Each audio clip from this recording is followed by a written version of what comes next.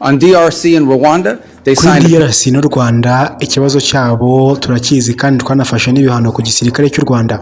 Icyo twifuza nuko tubona ingabo z'u Rwanda ziri ku butaka bwa Repubulika ya Demokarasi ya Kongo zitangira kuhava vuba na bwangu kuko amasezerano ya Washington bagiranye ndetse no kubahiriza ibyo bikorwa. Twizeye neza ko u Rwanda ruzabishyira mu bikorwa kuko hari n'ibyo batangiye kubahiriza mu minsi ishize n'ibindi rwose bazabikora. Niyo mpamvu rero u Rwanda rugomba kubahiriza rero ibikubiyemo no gukura ingabo zabo ku butaka bwa Repubulika Iharanira Demokarasi ya Kongo. Bizaba mu kwezi hagati mu kwezi kuri imbere, kwezi gutaha turabizi neza ko u Rwanda ruzabyubahiriza. Ayo ni amagambo ya Michael Rubio, umunyamabanga wa Leta Zunze Ubumwe za Amerika.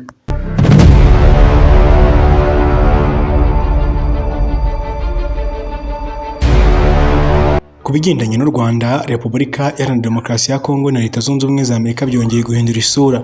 Leta Zunze Ubumwe za Amerika zatangaje ko zizeye ko u Rwanda guhera mu kwezi kwa karindwi bagomba gutangira kuvana ingabo zabo ku butaka bwa Repubulika Iharanira Demokarasi ya Kongo. Ibintu u Rwanda rwahakanye mu bihe bya mbere, gusa nyuma bakaza kubyemera babyemera Leta Zunze Ubumwe za Amerika nyuma yo kuvumbura umugambi wari kubera muri White House muri Leta Zunze Ubumwe za Amerika Washington DC. Umugambi wari ugamije gufatira ibihano abayobozi b'u Rwanda ndetse badasize na Perezida w'igihugu cy'u Rwanda na madamu we.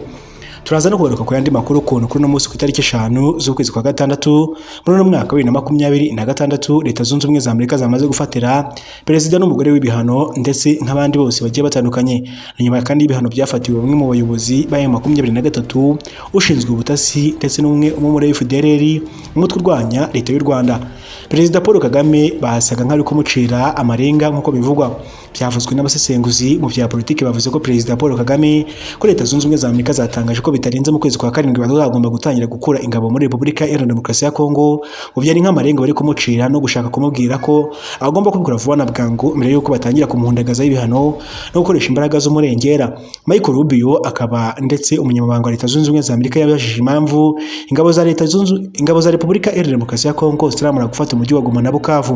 Mu bisobanuro ndetse n'ibisubizo abadepite bamuhaye na bamwe mu nteko nshinga amategeko muri Kongo Leta Zunze Ubumwe za Amerika bamubwiye ko impamvu ari ukora M23 cya kontrola kandi M23 ifashwa n'ingabo z'u Rwanda n'igihugu cy'u Rwanda muri rusange.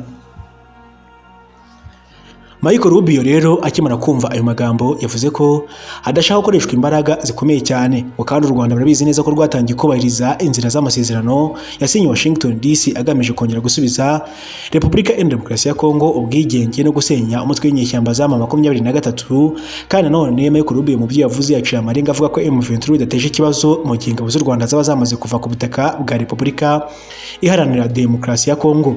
Leta Zunze Ubumwe za Amerika zaciye amarenga ko bitarenze ukwezi kwa karindwi tugiye kwinjiramo mu minsi iri imbere kubura iminsi 25 ingabo z'u Rwanda nizitava ku butaka bwa Repubulika Iharanira Demokarasi ya Kongo bizaba ari amahano hagati y'u Rwanda na Leta Zunze Ubumwe za Amerika.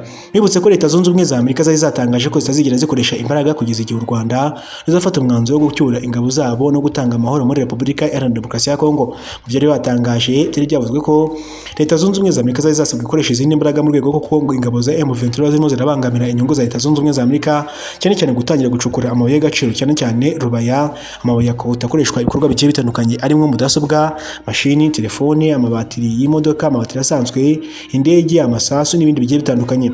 Ikavuga ko Leta Zunze Ubumwe za Amerika rero zayizaburiye ingabo za M23 ndetse n'ingabo z'u Rwanda ko bagomba gutangira kuhava vuba. Birasa rero nkaho babwiye Perezida Paul Kagame kurya n'imenge kandi no gutangira kubeza amasezerano ya Leta Zunze Ubumwe za Amerika, dore ko nta mikino igihari, ibintu byamaze guhindura isura. Ngiye kubikubwira icyo kiganiro nanjye ndiko kumvisha gito, ikiganiro cyatangajwe na Michael Rubio akaba ari umunyamabanga wa Leta Zunze Ubumwe za Amerika. Mu magambo make rero Leta Zunze Ubumwe za Amerika zasaga nk'iziguha ku mayange cyangwa se ziri gutanga umuburo kuri guverinoma y'u Rwanda. Reka mbikubwire neza rero ko byatangajwe. Michael Rubio yatangaje ko Amerika yifuza kubona ingabo z'u Rwanda ziva mu burasirazuba bwa Repubulika Iharanira Demokarasi ya Kongo hagati y'ukwezi utaha, mid next month nicyo bishatse kuvuga, ariko nanone ntabwo yigeze avuga ko ari itegeko cyangwa se ari itariki runaka yo kuba ingabo z'u Rwanda zavuye. Hari habayemo akabazo gato k'umuriro. Leta Zunze Ubumwe za Amerika rero zatangaje ko atari itegeko cyangwa se ngo batange itariki runaka yo kuba ingabo z'u Rwanda zavuye ku butaka bwa Repubulika Iharanira Demokarasi ya Kongo. Gusa mu marenga baciye bavuze ko ingabo z'u Rwanda zigomba kuva ku butaka bwa Repubulika ya Demokarasi ya Kongo mu kwezi kwa karindwi uyu munsi ku itariki 5 z'ukwezi kwa gatandatu. Bivuze ko Michael Rubio yabitangaje ku itariki 4 z'ukwezi kwa gatandatu mu mwaka wa 2026. Bivuze ko rero ingabo z'u Rwanda zigomba gutangira kuva ku butaka bwa Leta Zunze Ubumwe zigomba gutangira kuva ku butaka bwa Repubulika ya Demokarasi ya Kongo mu kwezi kwa karindwi mo hagati. Nta tariki yatangajwe, gusa nanone bikavuga ko ari amarenga bacaga. Mu magambo yoroshye rero Amerika rivuga ko kandi amasezerano y'amahoro hagati y'u Rwanda na Repubulika ya Demokarasi ya Kongo, Democratic Republic of the Congo, atarubahirizwa uko byari biteganyijwe. Macron kandi Rubio yavuze ko hari ibimenyetso bimwe byerekana ko u Rwanda rwatangiye kubahiriza bimwe mu bimenyetso cyangwa se bimwe mu byo bemeranyije hagati ya Leta Zunze Ubumwe za Amerika, Repubulika ya Demokarasi ya Kongo ndetse n'u Rwanda. Amerika kandi ivuga ko kandi ibyo bikorwa biri kugenda buhoro cyane. Amerika kandi yasabye ko bino bikorwa byakwihutishwa mu rwego kugira ngo amasezerano ya Repubulika ya Demokarasi ya Kongo, u Rwanda na Leta Zunze Ubumwe za Amerika basinye Washington DC ahagarariwe na Perezida Donald Trump, Perezida wa Leta Zunze Ubumwe za Amerika, agomba kubahirizwa vuba na bwangu. Amerika kandi nanone itegereje ko hagati yo mu kwezi gutaha ndetse haba hagaragara intambwe ifatika mu gukura ingabo z'u Rwanda muri Kongo. Yavuze ko kandi ikibazo cya M23 kigihari kandi ko kigomba nacyo gushakirwa umuti. Amerika kandi itegereje ko hagati mu kwezi gutaha hazaba hagaragara intambwe ifatika mu gukura ingabo z'u Rwanda muri Kongo. Tubiho nyuma gato kugira tugere ku ntego ya M23. Yavuze ko kandi ikibazo cya M23 gihari kandi kigomba gushakirwa umuti. Tukiri aho ngaho reka dushyira akadomo. M23 urabizi ko iri muri Burasirazuba bwa Repubulika Iharanira Demokarasi ya Kongo. Kugeza buno kano kanya ikirombe cya Rubaya nicyo kikontorora. Ikirombe binavuga ko Leta Zunze Ubumwe za Amerika kizifuza mu rwego kugira ngo Kokota zibarizwa muri cya kirombe zitangire zigicukure zoherezwa muri Leta Zunze Ubumwe za Amerika ku masezerano bagiranye hagati ya Repubulika Iharanira Demokarasi ya Kongo n'umutegetsi bwa Antonio Felix Tshisekedi. Sibyo gusa kandi kuri Leta Zunze Ubumwe za Amerika bashaka, kubera ko nanone mu byo bavuze ko n'ibindi birombe bigera kuri 18 byamaze gutangwa bitanzwe na Leta ya Repubulika Iharanira Demokarasi ya Kongo buhabwa Leta Zunze Ubumwe za Amerika, nabwo butangira gutangirwa gucukurwa. Amasosiyete ya Leta Zunze Ubumwe za Amerika agomba gutangira gucukura ibyo birombe vuba na bwangu. M23 nayo yarahiye ko itazigera irekura ibirombe byose ifite kandi kontorora. Yavuze ko byagenda kose itazigera irekura ibyo birombe ndetse ko hazapfa n'abantu. M23 mwibize ko biriya birombe byinjiza amafaranga gatubutse cyane, ndetse amafaranga abarirwa mu Burasirazuba bwa Kongo cyangwa se ava mu birombe kuturwa na M23 cyane cyane nk'ikirombe cya Rubaye cyonyine cinjiza arenga miliyari 1 na miliyoni 700 z'amafaranga y'amanyarwanda ya buri kwezi. Kuyashize mu madolari ni hafi miliyoni 1.5 miliyoni y'amadolari ya Amerika. Bashyira mu Rwanda rero abakaba muri miliyari 1 na miliyoni 700 z'amafaranga y'u Rwanda. M23 rero yaciye amarenga ivuga ko itazigera iharekura. Mwibutse ko no mu minsi ishize habaye inkundura y'intambara yahuje ingabo za leta ndetse n'inyeshyamba za M23, aho ingabo za leta zaburaga ibirometero bigera ku 10 gusa kugira ngo zigarurire ibirombe bya Rubaya. Aho habaye inkundura y'intambara hagati y'impande zombi, ariko bikaza kuvuga ko ingabo z'u Rwanda RDF zifatanyije na M23 n'ubundi bufasha bwavuye Goma, Bukavu ndetse no mu Bufaransa. Intwaro zisanzwe cyane nka drone zahise zitanga ubufasha n'umusada bakajya kwataka no kugaba ibitero cyane ku nyeshyamba za leta. Ku ngabo za leta n'inyeshyamba z'abaturage bishize hamwe ngo barwanire igihugu cya Repubulika Iharanira Demokarasi ya Kongo Wazalendo. Habaye intambara y'inkundura bisa no gutangira ingabo za leta zambuye ibice bigiye bitandukanye bigera ku 10. Muri ibyo bice bambuwe ingabo za leta bivuga ko zasabye ubufasha bwa drone, leta ikabyanga kubera ko ngo yari yamaze guhamagarwa na Doha, ndetse bababwira ko bagomba kubahiriza amasezerano bagiranye y'agahenge. Gusa leta ya Kinshasa inatangaza ko itazigera yongera kubahiriza ibyo nyuma yo kuvumbura ko ngo hoherejwe bamwe mu Bufaransa bagiye gufasha inyeshyamba za M23 byo kurenga ku baturage cyangwa se byo kurenga ku gahenge kari karamaze gutangwa. Dukomeje rero, M23 Michael Rubio yavuze ko ari ikibazo gikomeye cyane mu Burasirazuba bwa Repubulika Iharanira Demokarasi ya Kongo, ariko nyuma y'uko ingabo z'u Rwanda zivuye ku butaka bwa Repubulika Iharanira Demokarasi ya Kongo ko byaciyeho amarenga, M23 izashakirwa umuti ndetse izashakirwa n'ikigomba gukorerwa nk'uko byavuzwe na Michael Rubio. Yavuze ko leta igomba gusubizwa ibice bigiye bitandukanye birimo Goma, Bukavu n'ahandi hagiye hatandukanye bambuwe na teritwari za Masisi, aho rego bya birombe ndi kukubwira byose bya Rubaya ndetse n'ahandi. Avuga ko rero M23 igomba kuzashakirwa ibiti. Atagigenze kumenya nuko rero iyi nkuru gishingiye cyane ku byo Amerika ivuga ko u Rwanda rwakunze kuvuga ko rutohereza ingabo muri Burasirazuba bwa Kongo nk'uko rushinjwa, cyangwa se ngo rusobanure ko ingamba zarwo zishingiye ku mutekano warwo n'iterabwoba rya FDLR. Ibi ngibi nabyo Michael Rubio yabigarutseho ndetse anabisobanura neza akana ko kandi u Rwanda rwakunze kuvuga ko impamvu rwohereje cyangwa se rwakunze guhakana ko rudafite abasirikare mu Burasirazuba bwa Repubulika Iharanira Leta zunze ubumwe za Amerika zakunje gushinja u Rwanda rero kohereza abasirikare barwo mu burasirazuba bwa Kongo, u Rwanda rukabihakana rwivuye inyuma, rukavuga ko rutohereza abasirikare barwo mu burasirazuba bwa Kongo ahubwo icyo rwashizeho ari ingamba z'ubwirinzi. Icyo gihe Leta zunze ubumwe za Amerika zahise zinasaba ingabo z'u Rwanda kuvana ingamba z'ubwirinzi zabo ku butaka bwa Repubulika Iharanira Demokarasi ya Kongo. Mu kiganiro cyabaye hagati ya Perezida Paul Kagame n'umunyamakuru w'igitangazamakuru Jeune Afrique, baganiriye Perezida Paul Kagame asobanura ko atazigera avana ingamba z'ubwirinzi ndetse ziri ku mupaka uhuza u Rwanda na Repubulika Iharanira Demokarasi ya Kongo. Yabisobanuye ndetse n'abihuza n'ibyabaye muri 1994 dore ko abayifudereri bamwe bavuga ko basize banakoze jenoside mu Rwanda. Perezida Paul Kagame yavuze ko atazigera avana ingamba z'ubwirinzi kandi ari umugambi uzwi wo guhariho gutera u Rwanda. Perezida Paul Kagame rero mu kumusubiza, Michael Rube yavuze ko bategeze basaba u Rwanda kuvana ingamba z'ubwirinzi, intwaro zabo ku mupaka cyangwa se abasirikare babo ku mupaka, ahubwo icyo babasabye ni ukuvana ingabo zabo ku butaka bwa. Perezida Paul Kagame rero yasobanuye neza ko atazigera umunyihanganire. Michael Rube yavuze ko icyo bari gusaba ingabo z'u Rwanda atari uko bavana ubwirinzi ku mupaka uhuza u Rwanda na Repubulika Iharanira Demokarasi ya Kongo, abasirikare n'intwaro n'ibindi byose nibabihagumishe, ariko bahita bakura abasirikare babo ku butaka bwa Repubulika Iharanira Demokarasi ya Kongo. Michael Rube mu kubisobanura neza yavuze ko bategeze basaba Perezida Paul Kagame kuvana abasirikare babo ku mupaka n'abashinzwe umutekano ku mupaka n'intwaro z'ubwirinzi, kubera ko igihugu kiba kigomba gucungirwa umutekano ku mipaka yacyo, ahubwo icyo badashaka ari ingabo z'u Rwanda ahubwo zagiye kuvogera igihugu cy'abandi n'intwaro zabo ziri ku butaka bwa Repubulika Iharanira Demokarasi ya Kongo. Ibyo bisobanuye ko Leta zunze ubumwe za Amerika rero zitari gusaba u Rwanda ko zakora ingamba z'ubwirinzi kubera ko bazi ko isaha n'isaha bakwataka, kandi ngo babizi neza ko FDLR ihari. Ariyo mpamvu rero Leta zunze ubumwe za Amerika zavuze ko icyo bashaka atari kubona RDF, Rwanda Defense Force, bifatanyije n'inyeshyamba za M23. Bityo rero ntabwo rero amakuru avuga rero ko u Rwanda rwamaze kwemera ko ruzava muri Kongo ku itariki runaka, ahubwo na Amerika iri gushyira igitutu kandi igitegereje impinduka zigaragara mbere cyangwa se hagati mu kwezi gutaha. Aya makuru cyangwa se byatangajwe na Michael Rubio ntabwo bivuga ko u Rwanda rwemeye aya makuru yatangajwe na Michael Rubio, cyangwa se ari ugucamarenga kwabaye hagati y'ibihugu byombi, nuko Leta zunze ubumwe za Amerika zashatse kuburira u Rwanda zivuga ko bazi ubwenge bavana ingabo zabo ku butaka bwa Repubulika Iharanira Demokarasi ya Kongo mu kwezi gutaha kwa karindwi, ariko ntabwo u Rwanda rwigeze rwemeza ko ruzabikora cyangwa se rubyubahirize. Hari amakuru mwabonye mu minsi ishize y'uko ingabo z'u Rwanda zigomba kuva ku butaka bwa Repubulika Iharanira Demokarasi ya Kongo, kandi muzaba muri kubirebera kuri kamera, dore ko abanyamakuru bazaba bagiye ku rubafu ko mwagiye mubona ku mipaka haca ingabo z'u Rwanda, haca ingabo za Sandefe zari zibiri yasize zaraje kubungabunga ubutumwa bw'amahoro muri Repubulika Iharanira Demokarasi ya Kongo, abacashuro n'abandi abo muri South Africa n'abandi.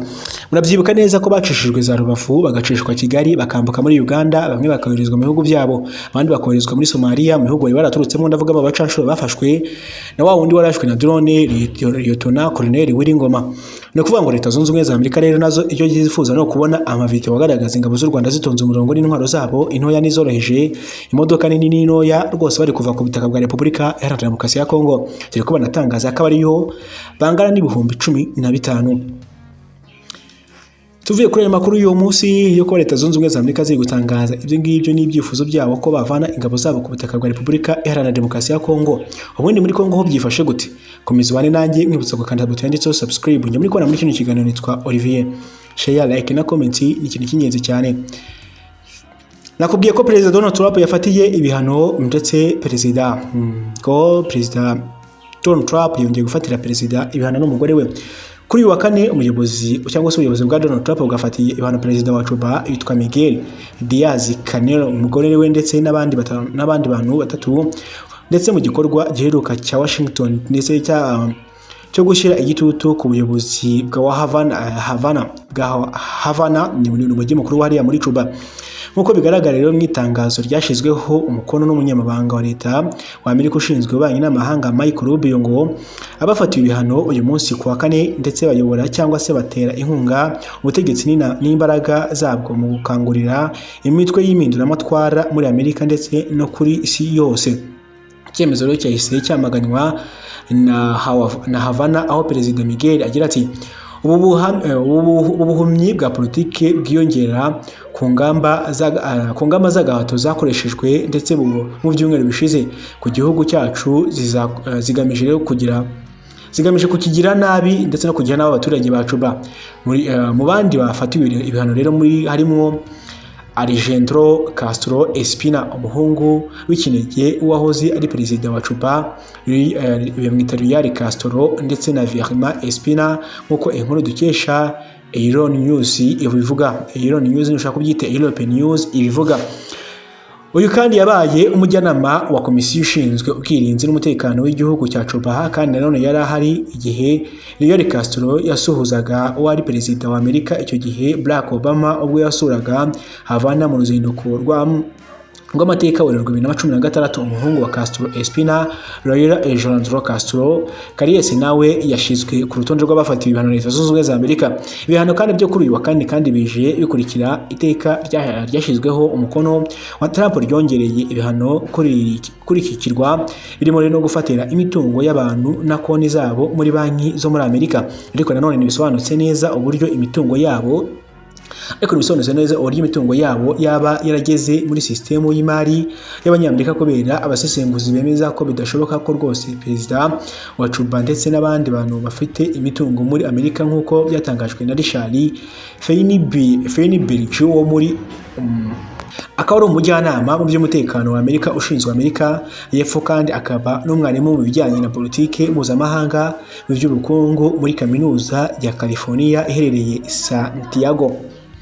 Perezida Donald Trump kandi yanenze rero bikomeye cyane abademokrati n'abarepublikani bo mu nteko nshinga amategeko batoye umwanzuro ugabanya ububasha bwe bwo gukoresha ingufu za gisirikare kuri Iran. Avuga ko kandi bari gutesha agaciro Leta Zunze Ubumwe za Amerika mu gihe gikomeye cy'imishyikirano. Anashinja abademokratike kuyoborwa n'icyo yise Trump Agreement Syndrome. Ayo nguko nyanzo biki amakuru uyu munsi, ngiye mwumvaga nitwa Olivier, kandi butanditse sabone cyangwa se subscribe uzajya bigufasha kubona amakuru n'ibiganiro byacu bya buri munsi. Ariko mbere yuko tugenda, reka dusimbukire mu burasirazuba bwa Kongo no muri Kinshasa muri rusange. Itadi General Rwibasira Ruyumbo Obed wari umuyobozi w'amashuri ya gisirikare y'ingabo za Repubulika ya Democratique de Congo ndetse FARDC yahagaritswe kuri izo nshingano, ndetse yasimbujwe Major General Karonda Famba Kafu wagizwe umuyobozi w'agateganyo w'amashuri ya gisirikare ya FARDC. Naho umunyamabanga wa Leta Zunze Ubumwe za Amerika ushinzwe rero ububanyi n'amahanga Marco Rubio yatangaje ko igihugu cye cyizeye ko ingabo z'u Rwanda zizava ku butaka bwa Repubulika ya Demokarasi ya Kongo. Ibyo twabivuzeho. Ku bijyanye rero n'ibyo biri kuvugwa hagati y'inyeshyamba za M23 na Leta, ihuriro rya M23 rero ryavuze ko ryamaganye cyangwa se rihakanye ryiva inyuma ibirego byatanzwe n'ingabo za Repubulika ya Demokarasi ya Kongo. FARDC yashinje M23 kwicira abaturage 10 mu gace ka Seguru muri teritwari ya Rutsuru mu ntara ya Kivu y'Amajyaruguru. Ibyo byabaye ku itariki 3 Kamena 2023. FARDC yasohoye itangazo rivuga ko ku itariki 2 Kamena abo baturage bishiciwe mu gace ka Kiseguru hafi ya pariki y'igihugu ya Virunga muri groupement ya Binza Chefria ya Bwito. Muri iryo tangazo kandi yavuze ko kandi abo baturage bishwe nabo yise ibyihebe byo muri RDF FC23, yungamo ko hari abandi baturage batawe muri yombi bakajyanwa muri gereza nkuru ya Kanyangambi iri Rutsuru Centre. Bashinjwa rero kuba abarwanyi ba FDLR FC23 kandi biciye muri Lorenzo Kanyuka